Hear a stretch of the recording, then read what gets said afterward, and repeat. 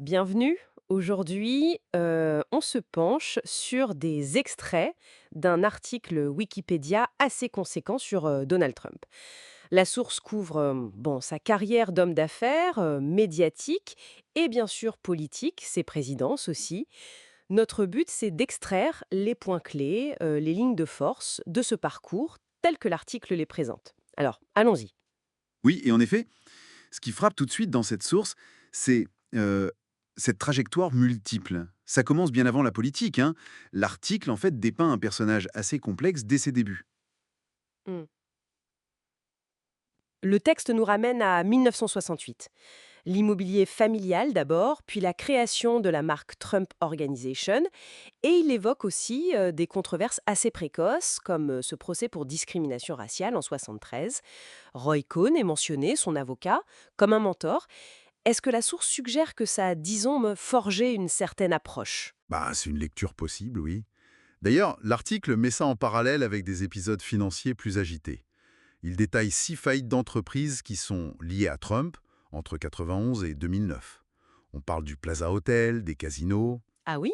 et on y trouve aussi des allégations, documentées dans la source, sur l'utilisation de sociétés écrans. Des structures qui auraient pu servir potentiellement à déplacer des actifs ou influencer les loyers. D'accord. Et cette approche, disons, un peu combative ou en tout cas pas conventionnelle, on la retrouve après dans le politique, si on suit l'article. Il y a cette série d'affiliations politiques assez remarquables, non? Républicain, puis parti de la Réforme, démocrate, indépendant. Plusieurs allers-retours chez les républicains. La source présente ça comme un parcours assez unique, peut-être lié à cette image d'outsider qu'il va cultiver en 2016. Tout à fait. L'article fait le lien justement entre ces changements et sa posture de 2016. La critique virulente des médias, la promesse de renégocier les accords commerciaux, le durcissement sur l'immigration, avec le fameux mur. Le mur, ouais. Et la source cite d'ailleurs des analyses qui qualifient certains aspects de sa rhétorique de campagne comme explicitement clivants, sur des bases raciales ou de genre. Et pendant sa première présidence, donc 2017-2021, le texte met en avant des décisions assez fortes. La loi de 2017 sur les réductions d'impôts, une hausse du déficit fédéral. L'article parle de près de 50% jusqu'en 2019 et une dette nationale qui augmente de 39%. Côté environnement, le retrait de l'accord de Paris, l'annulation de pas mal de réglementations. Plus d'une centaine, oui.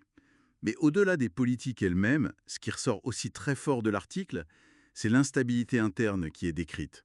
Un taux de rotation du personnel record est mentionné. 34% la première année. 61% des conseillers principaux partis en juillet 2018. C'est... Hmm, impressionnant. Et à ça s'ajoute bien sûr la nomination de 3 juges conservateurs à la Cour suprême et les 2 procédures d'impeachment. La première liée à l'Ukraine, la seconde pour incitation à l'insurrection après l'attaque du Capitole du 6 janvier. Justement, hein, le 6 janvier, l'article s'attarde sur la période juste avant l'élection de 2020. Il décrit comment le doute a été instillé sur l'intégrité du vote, surtout le vote par correspondance, et le refus de s'engager clairement pour une transition pacifique, puis ce fameux rassemblement du 6 janvier 2021, où il appelle ses partisans, selon les mots rapportés dans l'article, à marcher sur le Capitole et à se battre comme des diables. Et l'article se projette ensuite. Alors là, il faut bien souligner le caractère hypothétique de cette partie de la source. Hein, c'est basé sur des plans de campagne, des déclarations.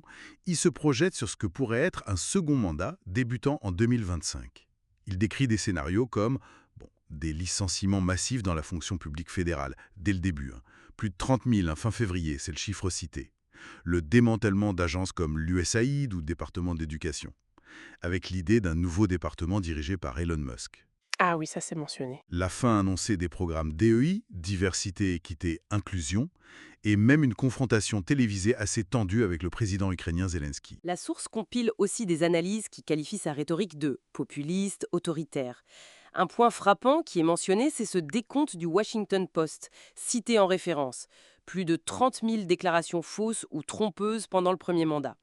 Et le texte rapporte ensuite des études qui, elles, suggèrent un lien possible entre certains propos et une hausse des crimes de haine. Pour ce qui est de l'image publique, l'article cite des sondages.